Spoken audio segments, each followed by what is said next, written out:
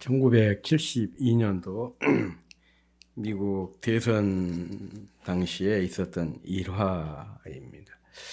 그때 민주당의 유력 대선 후보였던 에드먼 머스키라고 하는 사람이 있었는데, 이분이 TV 토론 중에 눈물을 보였대요. 이 사소한 사건이 TV를 보는 모든 유권자들의 마음을 상하게 해서 갑자기 사람들의 마음이 돌아서 가지고 이분이 대통령 선거에서 패배를 했습니다. 사람들이 그렇게 생각한 거죠. 이렇게 공개적인 자리에서 이렇게 눈물을 흘릴 정도로 그렇게 유약한 사람이 어떻게 대통령이 될 수 있냐. 이런 유약한 사람에게 어떻게 한 나라를 맡길 수가 있냐. 그렇게 생각을 했던 것입니다. 그리고 그로부터 정확하게 4년 후에 이제 지미 카터가 대통령이 되고, 그도 역시 눈물을 흘렸고, 또 카터에 의해서 지명받은 부통령 후보도 역시 눈물을 흘렸어요. 그런데 그때는 누구도 이 두 사람의 눈물에 대해서 이 얘기를 한 사람들이 없었어요. 부정적으로 말하는 사람들이 없었습니다. 이것은 딱 4년이라고 하는 세월 동안에 남성에 대한 미국인들의 그 의식이 바뀌었다는 그런 뜻 아니겠습니까? 4년 전에는 무조건 남자는 강해야 되고, 또 자기 감정을 이렇게 함부로 표출해서는 안 되고, 그래서 울어서는 안 된다. 그렇게 생각을 했었는데, 4년이 지난 후에는 남자도 울 수 있다는 거고, 그것을 오히려 감수성으로 받아들이게 된 것이죠.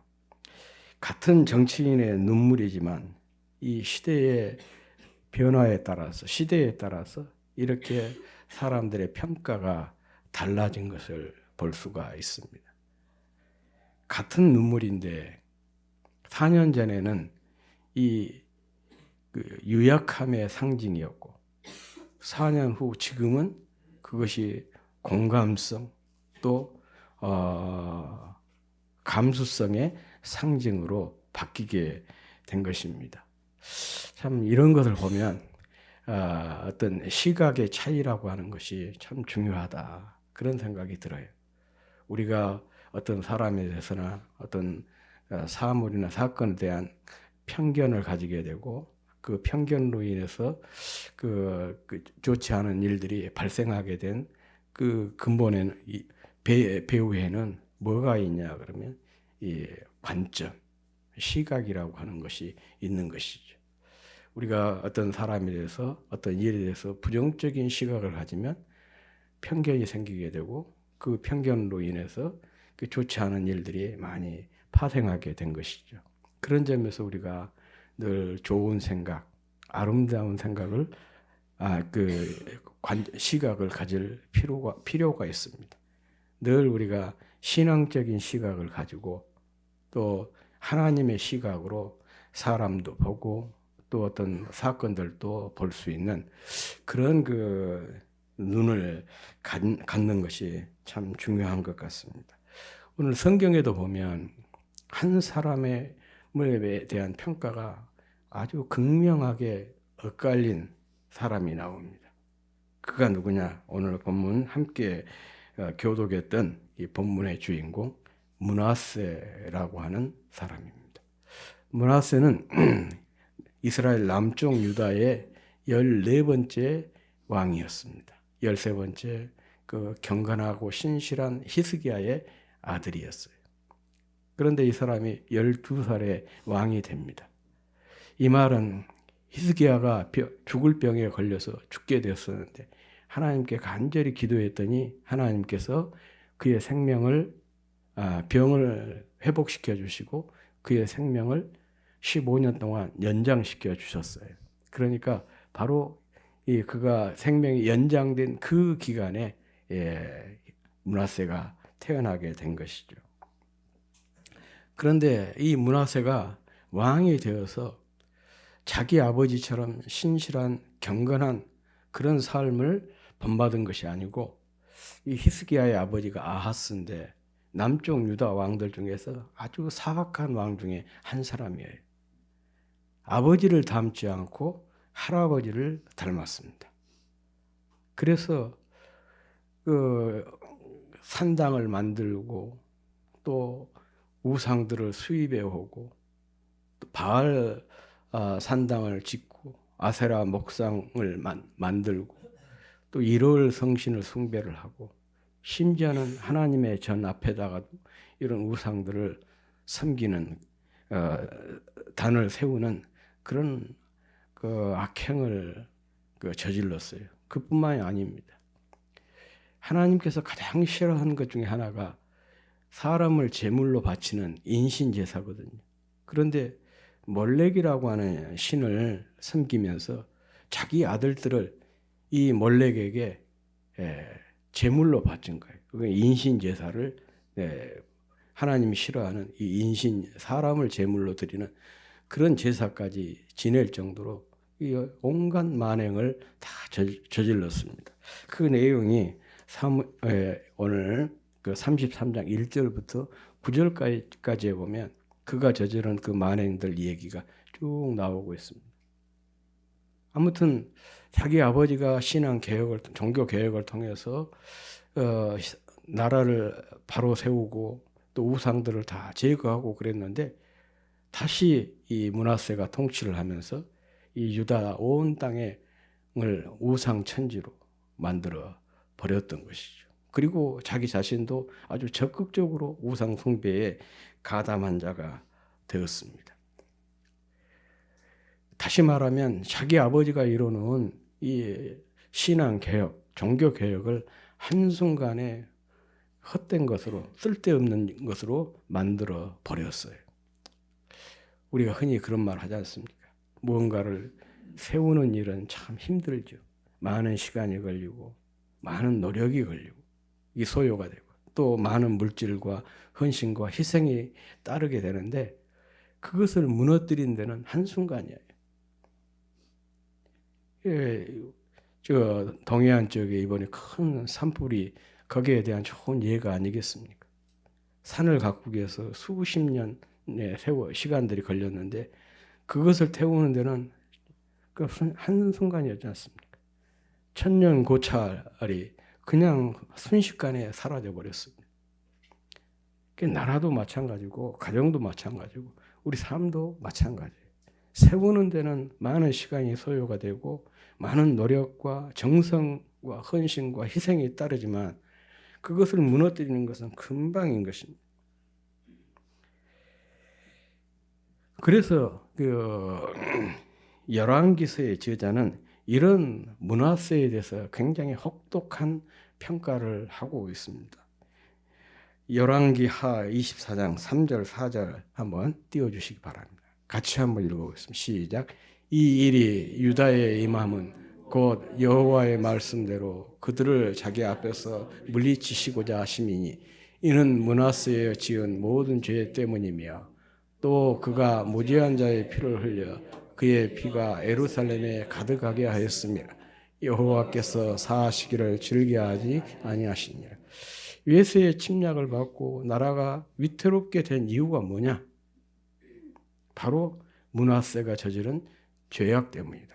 그렇게 열왕기하 저자는 이 얘기를 하고 있습니다.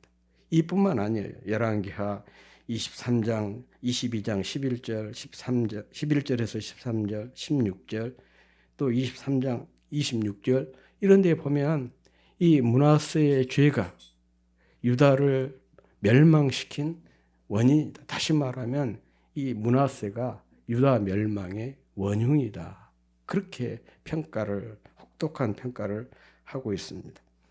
선지자 에레미야도 비슷한 말씀을 했어요. 에레미야서 15장 3절 4절 말씀입니다. 다시 한번 에레미야서 15장 3절 같이 한번 읽어 시작.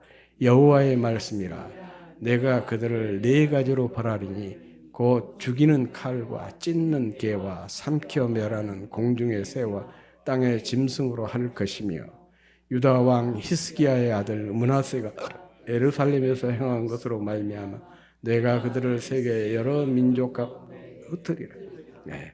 하나님께서 그들을 네 가지로 벌하시겠다는 거예요. 그래서 그들을 세계 여러 민족 가운데로 흩어버리시겠는데 그 이유가 뭐냐? 히스기야의 아들 므낫세가 예루살렘에 행한 것으로 그가 저지른 그 죄악으로 하나님께서 유다에게 이런 큰 심판을 내리시겠다. 그런 말씀이에요. 한마디로 앞서도 말씀을 드렸듯이 므낫세가 유다 멸망의 원흉이다. 이렇게 열왕기서의 저자 또 선지자 에레미야는 규정을 그렇게 하고 있습니다. 그런데 반면에 역대기 저자는 오늘 본문에서 그렇게 얘기를 하고 있어요. 물론 이 므낫세라고 하는 사람이 심각한 범죄를 저지른 건 사실이지만은 오히려 이 므낫세가 다시 이스라엘을 회복시키는데 중요한 하나의 회복의 모델로 제시를 하고 있어요. 열왕기서에서는 나라를 멸망시킨 원흉이라 그렇게 표현을 하고 있는데 역대기 저자는 회복의 모델이라는 거예요. 한 사람을 두고 이렇게 전혀 엇갈린 평가를 하고 있는 것을 볼 수가 있습니다. 왜 같은 인물을 두고 이토록 평가가 극명하게 갈린 것일까? 결론적으로 얘기하자면 소위 말하면 그 관점의 차이인 것이죠. 물론 그 역대기 저자가 므낫세를 전폭적으로 다 옹호를 하고 그의 범죄 행위를 그 간과한 건 아니에요. 앞서도 말씀을 드렸듯이 33장 역대하 33장 1절에서 9절까지 내용을 보면 이 므낫세가 저지른 죄목들을 상세하게 얘기를 하고 있고 열왕기에 나오지 않는 내용까지 이 역대기서에서는 첨가하고 있습니다. 그건 뭐냐? 이 므낫세가 범죄함으로 말미암아 아수르군이 쳐들어와서 그의 지휘관들이 한 나라의 왕인 므낫세를 끌고 바벨론으로 가서 바벨론 어느 지역에 수감을 시켰어요. 거기에 이제 수감이 있게 되니까 거기에서 이제 므낫세가 하나님 앞에 깊이 회개하고 하나님을 찾게 되었습니다.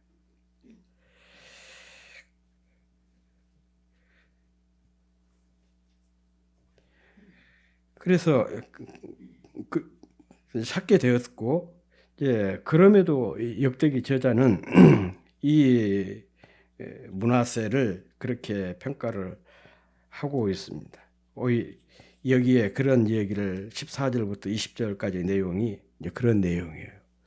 므낫세가 하나님께 돌아와서 다시 왕이 되고 또 유다 백성들을 위해서 행한 그 선한 일들, 특별히 신앙 개혁에 을 주도했던 그런 내용들을 쭉 얘기를 하고 있습니다. 이를 통해서 이 본문은 소위 말하면 앞서 말씀을 드린 대로 므낫세를 하나의 회복의 모델로 제시를 하고 있는 것입니다. 왜 그런 앞서도 말씀을 드렸듯이 왜 이렇게 한 인물에 대한 평가가 서로 극명하게 갈리냐? 소위 말하면 그 관점의 차이인 거예요. 열왕기서나 역대기서가 역사서잖아요.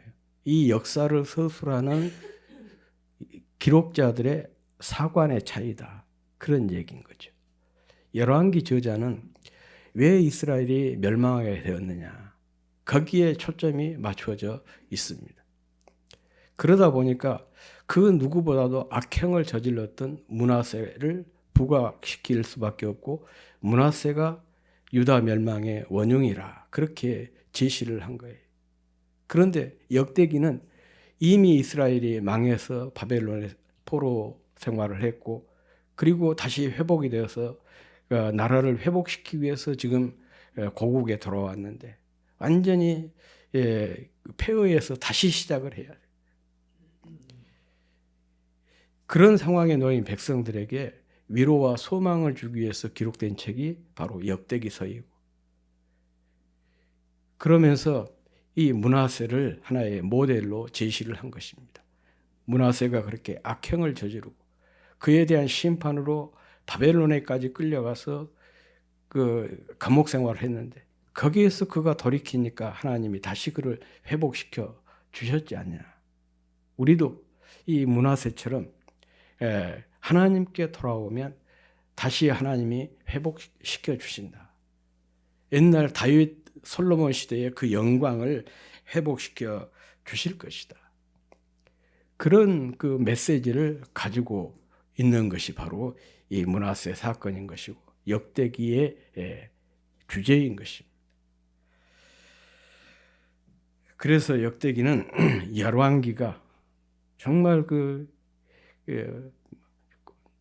민족의 멸망의 원흉으로 생각하는 므낫세를 오히려 회복의 모델로 이렇게 우리에게 제시를 하고 있는 것입니다. 오늘 본문에 보면 제가 지난주에 말씀을 드렸던 역대기의 그 핵심 단어가 뭐라 그랬죠?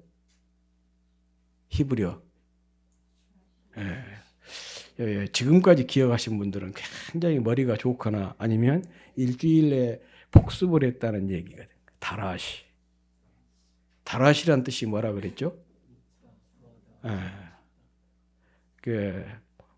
찾다, 또 구하다, 의지하다 그런 의미예요. 그게 다라시라고 하는 뜻이에요.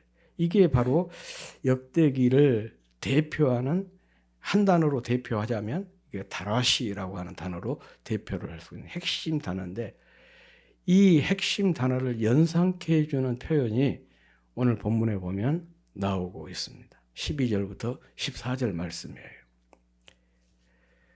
여기에 보면 간구, 기도라고 하는 단어가 4번 나와요. 각각 2번씩 4번 나오고 있습니다. 한번 오늘 본문 같이 한번 읽어보겠습니다. 12절부터 13절 말씀.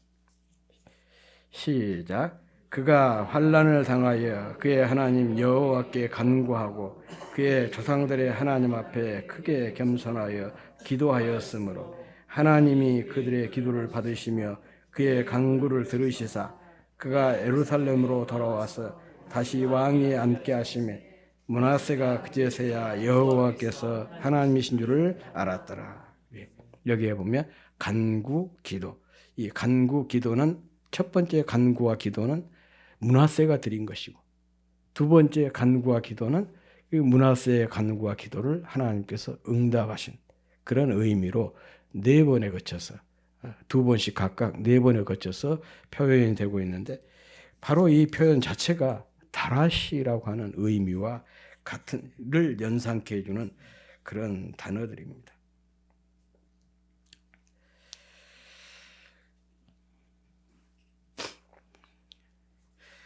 예, 므낫세가 이렇게 아수르 군대에 의해서 바벨론으로 끌려가서 거기에 감옥에 갇혀 큰 어려움을 처하게 되자 비로소 그때 하나님을 찾았다는 것이죠.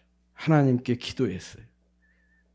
하나님을 의지하게 된 거예요. 다시 말하면 하나님을 다라시하게 된 것입니다.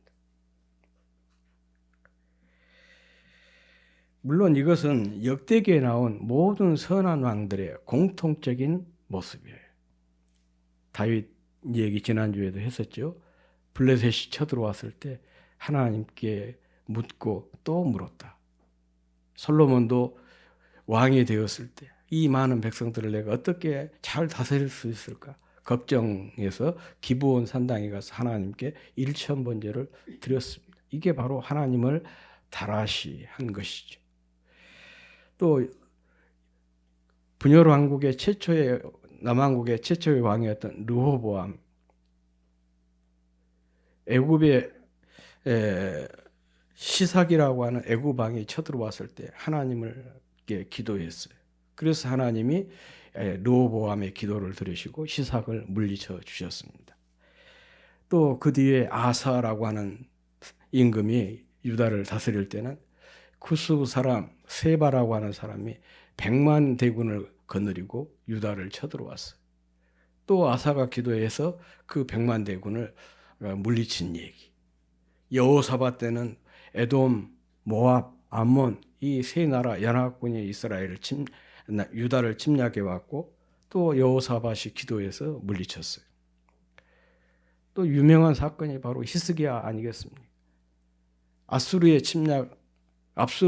침략해 와서 예루살렘을 포위했을 때 간절히 기도했더니 하루 저녁 사이에 아수르 사람 16만 5천 명이 그냥 저녁에 다 죽는 참 놀라운 기적이 일어났고, 또 죽을 병이 걸려서 3일 후에 내가 죽을 것이라 그렇게 하나님께서 선지자를 통해서 말씀하셨는데, 이 이사야가 간절히 하나님 앞에 기도했더니 금방 하나님께서 그의 병을 고쳐주시고 그의 생명을 15년 동안이나 연장시켜 주셨어요.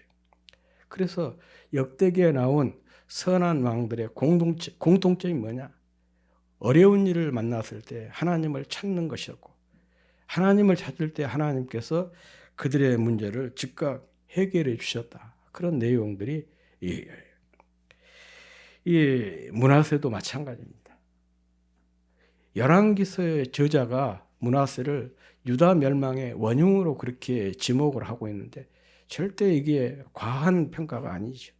지나친 평가가 아닙니다. 그런 사람도 하나님을 찾으니까 하나님께서 즉각 그의 기도에 응답하셔서 그를 석방시키고 다시 왕위에 올려서 주시는 그런 그 내용 사건을 오늘 본문을 통해서 우리가 확인할 수가 있습니다. 이와 같은 므낫세의 이야기가 우리에게 주는 메시지가 굉장히 강렬한 것이죠. 아무리 심각한 죄도 또 아무리 사악한 절망적인 죄인도 하나님을 찾고 하나님을 구하고 하나님을 의지하고, 다시 말하면 하나님을 다라시하면 하나님께서 용서해 주실 뿐만 아니라 그를 다시 회복시켜 주신다. 그런 말씀이에요. 뭐 그런 사례들이 꽤 있죠. 뭐 이렇게 끔찍한 범죄를 저지른 사람을 이렇게 설교에서 예를 들어서 뭐 적절한 예라고 얘기를 할 수 있을런지는 모르겠지만, 우리나라 최초의 연쇄 범죄 살인을 저질렀던 살인마, 우리하고 가까운 지역에 출생했어요. 영암 출생인데 김대두라고. 제가 중학교 때인가 그 김대두 이 얘기를 방송을 통해서 들었어요. 17명이나 되는 사람들을 끔찍하게 살인을 저질렀지 않습니까? 그런데 그가 감옥에서 이제 사형수로 살면서 복음을 받아들이게 되고, 거기에서 자신도 놀랬다는 거예요. 아니, 하나님이 나 같은 이런 살인마도 사랑해 주신답니다. 그러니 여러분도, 당신도 예수 믿으십시오. 그렇게 해서 간수들에게 전도하고 또 다른 그 죄수들에게 전도해서 많은 사람들을 하나님 앞으로 돌아오게 했다는 거예요. 이 얘기가 조금 미화가 된 것인지 뭐 정확한 건 잘 모르겠지만은, 이분이 이렇게 사형을 당할 때 그 모습이 얼마나 그냥 그 평안하고 그런지, 한 간수가 그렇게 이 얘기를 했다고 그런 얘기하거든.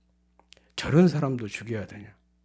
물론 무고한 17명의 생명을 빼앗은 참 그 살인마지만은 그거에 변화된 그의 모습에 너무 감동을 받아가지고 저렇게 변화된 사람도 죽여야 되냐? 그렇게 울부짖었다. 그런 얘기도 있고 그래요. 사실 이게 하나님의 사랑인 것이죠. 또 하나님의 용서예요. 또 하나님의 능력인 것이죠.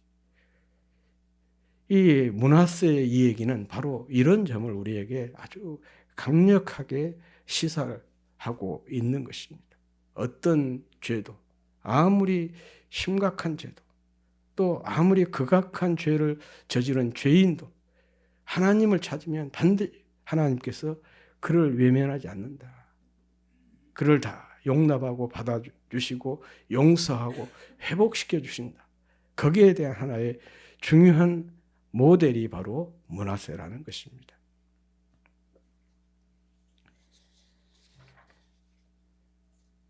어떤 사람은 그 역대기를 성경의 수면제 그렇게 표현하신 분도 있어요.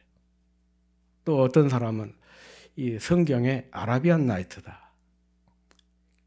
허황되고 좀 과장된 그런 표현들이 많다. 그런 얘기죠. 그러나 저는 개인적으로 이 역대기를 구약의 복음서, 특히 이 므낫세를 구약의 탕자 그렇게 표현을 합니다. 그래서 오늘 설교 제목을 구약의 탕자 그렇게 정했습니다. 물론 역대기를 읽어보면 굉장히 지루해요. 초반부터 정말 우리의 인내심을 시험하기 위해서 그런가 싶을 정도로 1장부터 9장까지 끝없는 사람들 이름만 열거해 놓죠. 족보 얘기잖아요. 그러지만은 참 제가 좋아하는 책 중에 하나가 이 역대기서입니다. 누가복음 15장에 나온 아버지의 가슴에 대못을 받고 따는 망나니 같은 아들이 다시 돌아오니까 이 아버지가 조건 없이 그를 받아들이는 그런 장면을 연상케 하는 것이 바로 이 역대기이기 때문에 그렇습니다. 이토록 열왕기를 보면은요, 므낫세 때문에 하나님께서 이스라엘 유다를 회복시키시기를 즐겨하지 않았다. 그렇게 앞서 우리가 함께 열왕기하 24장 4절 말씀 하반절에서 읽었었는데, 이 말은 이토록 하나님께서 독하게 마음을 먹으셨다는 거예요. 이놈들 가만두지 않겠다. 이제 그렇게 독한 마음을 품으셨는데 막상 므낫세가 하나님 앞에 달아시 하니까 금방 하나님의 마음이 그냥 누그러져 가지고 받아주신 거예요. 그가 그의 하나님 여호와께 간구하고 기도하였으므로 하나님이 그의 기도를 받으시고 그의 간구를 들으시사. 바로 이것이 우리를 향한 우리 하나님의 본심입니다. 이와 같은 하나님의 마음을 잘 대변해 주는 선지자가 있는데 호세아라고 하는 선지자예요. 호세아 선지자는 하나님을 떠난 사람들을 향해서 이렇게 외치고 있습니다. 호세아서 6장 1절 말씀입니다. 우리 같이 한번 읽어보겠습니다. 시작. 오라 우리가 여호와께로 돌아가자. 여호와께서 우리를 찢으셨으나 도로 낫게 하실 것이요 우리를 치셨으나 싸매어 주실 것이라. 예.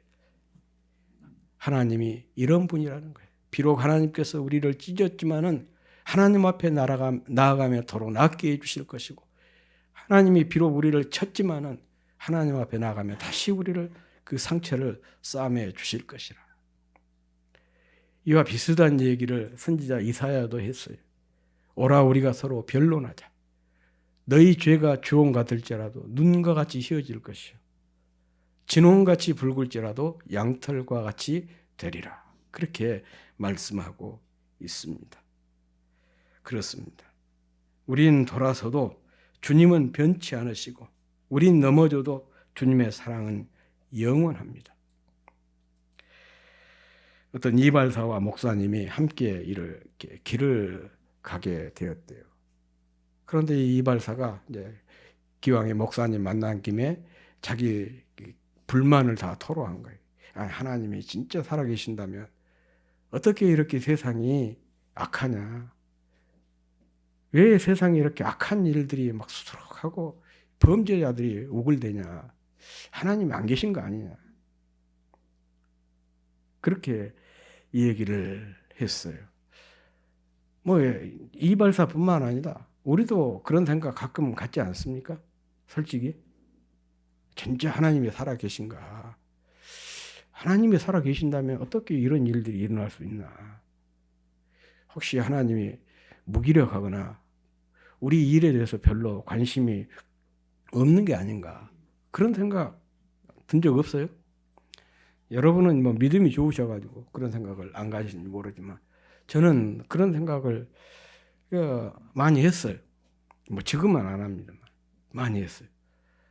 그러다가 어느 순간 제가 중요한 한 가지 사실을 깨닫게 되었습니다. 그 깨달음이라고 하는 게 다른 게 아니고 그 생각이 딱 들더라고요. 왜 하나님께서 세상이 이렇게 험악하고 험악한 일들이 많고 험한 놈들이 많은데도 이렇게 하나님 가만히 침묵하고 계신 것 같고 무기력하게 이렇게 손 놓고 계신 것 같은 그런 생각이 들었는데 어느 순간 그런 생각이 들었어요. 네 때문이다 그런 생각이 들어요. 저 때문이라는 거예요. 예를 들어서 하나님께서 세상의 모든 악을 척결하고 악인들을 다 심판을 하신다면은 거기에서 1호가 누구냐? 그 척결의 대상 1호가 누구냐? 저라는 생각이 들었어요. 그런 일 저도 그래서 가만히 생각을 해봤거든요. 예, 목회를 하면서 가끔 그런 생각을 하잖아요. 엊그제도 새벽 예배 조금 왜 이렇게 안 나오냐 그랬더니 어떤 분이 저보고 그래요. 제가 아파갖고 못 나와갖고 그냥 나오고는 싶은데 못 나와갖고 안타까워하는 사람이 있는데 그 사람 마음에 상처 준 것 같다. 그런 얘기를 해요. 가만히 생각을 해보니까 그 말이 맞아요. 아예 이제 상처를 안 받은 사람들은 상관이 없는데 나오고 싶어 죽겠는데 지금 몸이 안 좋아갖고 못 나와요. 거기다 대고 왜 안 나오냐 그러니까 그 사람에게는 상처가 될 수가 있는 거잖아요. 그래서 정말 이런 말도 앞으로 조심해야 되겠다 그런 생각을 했는데 그것과 조금 확장을 시켜서 생각을 해보니까 같은 거예요. 여러분이 생각할 때 뭐 제가 죄가 없는 것처럼 그렇게 보편적으로 잘 살고 착하게 산 것처럼 착한 사람처럼 보일지 모르지만은 하나님 오실 때는 이건 도토리 기적인 거예요. 어쩌면 하나님이 죄에 대해서 심판하고 죄인들에 대해서 심판하면 그 심판의 1호가 내가 될 수가 있어요. 그래서 하나님께서 참으신구나, 인내하신구나 그 생각을 하게 됐습니다. 그러니까 참 감사가 되고 함부로 이렇게 이야기해서는 안 되겠구나. 그저 하루하루 살아가는 것이 은혜다. 이제 그런 생각을 하고 지금은 이제 그런 불평 안 합니다. 뭐 하나님의 뜻이 있고 또 시간이 되면 하나님께서 해결해 주시겠지. 그런 생각을 하는데 아무튼 그렇게 하면서 이제 두 분이 이렇게 길을 가고 있는데 갑자기 한 사람이 그 머리가 덮을 길고 지저분한 모습으로 한 사람이 그들 앞을 지나갔어요. 그때 이 목사님이 이발사에게 한마디 한 거예요. 이 세상에 이발사가 그렇게 많은데 저렇게 지저분한 머리를 가지고 돌아다니는 사람이 왜 있냐 그렇게 지적을 했어요. 그러니까 이발사가 깜짝 놀라면서 저 사람이 나한테 안 오니까 그러지 오면 내가 다 이발을 깨끗하게 해줄 거 아니냐 그렇게 대답을 해요. 그러니까 하나님도 마찬가지다. 자신의 문제를 안고 나오지 않으니까 그러지 하나님 앞에 나오면 하나님이 다 해결해 주시는데 그 문제를 가지고 나오지 않기 때문에 그런 거다. 그렇게 대답을 해 주었다고 합니다. 그렇습니다. 이발사가 아무리 많아도 찾지 않으면 소용이 없듯이 아무리 하나님의 은혜가 우리 죄보다 더 크고 아무리 하나님의 사랑이 우리의 연약함보다 더 위대해도 예외가 하나 있어요. 그게 뭐냐? 하나님을 달아시하지 않는 거예요. 하나님을 찾고 하나님께 구하고 하나님을 의지하지 않는 것입니다. 이런 사람은 결코 하나님의 은혜를 경험할 수가 없고 또 용서를 경험할 수가 없는 거예요. 아무리 비가 쏟아져도 엎어져 있는 그릇에는 물 한 방울 담기지 않습니다. 같은 이치인 것이죠. 그러므로 우리가 하나님께 나아가야 하나님의 용서를 경험할 수가 있는 것이고 우리가 하나님 앞에 나아가야 하나님의 사랑의 바다에 풍덩 빠질 수가 있는 거예요. 그러므로 여러분 우리의 연약함으로 인해 낙심하지 않고 주님의 더 크고 풍성한 은혜와 사랑을 의지해서 믿음의 여정을 걷기 바랍니다. 이 길을 함께 걷는 저와 여러분 되기를 간절히 소망합니다.